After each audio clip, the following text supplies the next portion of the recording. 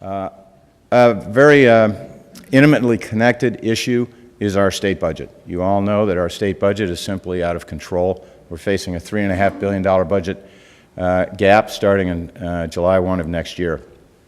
I have committed to reducing spending to solve our budget problems and not raise taxes. We have the highest state and local tax burden of any state in the country.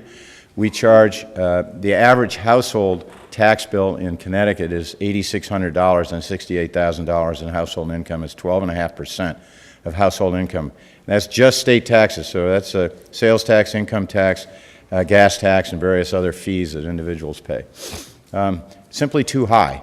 It is not an option to increase the tax burden on working families. I have a degree in economics. Many of you understand economics. To increase taxes in an environment like this would be reckless. Not to mention the fact that people are upset. Many people in Connecticut have lost a lot of money. They've lost value in their homes. They've lost value in their pension funds. They aren't earning if they haven't lost their jobs, they aren't earning the overtime. They may have had their work week cut back on them. They've all made adjustments in their own household budgets, and they do not see this government being responsible and reducing spending and getting their financial house in order. I will do that, and I've made a commitment to do it without raising taxes. It's really the only way to do this that makes sense long-term for the state. It's an investment in our future, and we can do that without doing it on the backs of our children and our most needy populations, the elderly and the poor, for example. I want to talk for a second about education, because education, I think, is an important part of the formula, too. We talk about schools, but oftentimes schools are not linked to our economy. But I think there's a very close link between our economy and our schools, particularly in our inner cities, where the schools are not performing as well as they need to be. We need to do a better job of educating our young people, particularly in cities like Stamford. In Stamford, only 35% of our public school students read at grade level. That is not good enough. We have the largest achievement gap of any state in the country.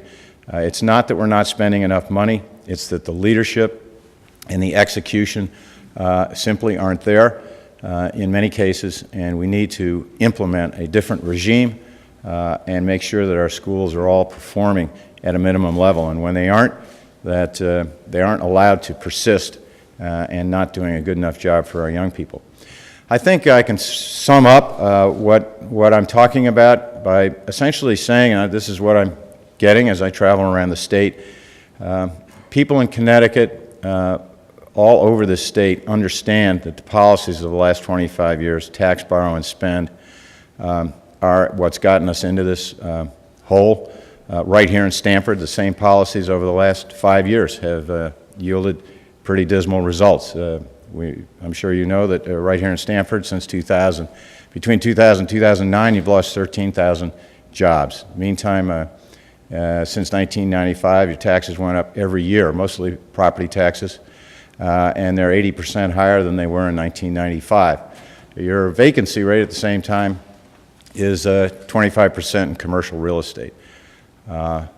Unemployment rate is about 7.3%. So the same policies in Stamford that haven't worked here haven't worked in Hartford. We simply need new leadership. We need new policies and a new direction. We need somebody who has a bias for action, somebody who can take on the special interests up in Hartford. The unions are a very powerful special interest in Hartford, and in many cases some of the policies that have been implemented by our legislature have, I think, unfairly tipped the balance in favor of unions, and that needs to be readjusted. We also have a problem in Hartford where we have one party that has overwhelming control of both chambers. That democracy simply does not work as well when you have veto-proof majorities in both houses. That was never intended when the Constitution of Connecticut was drafted.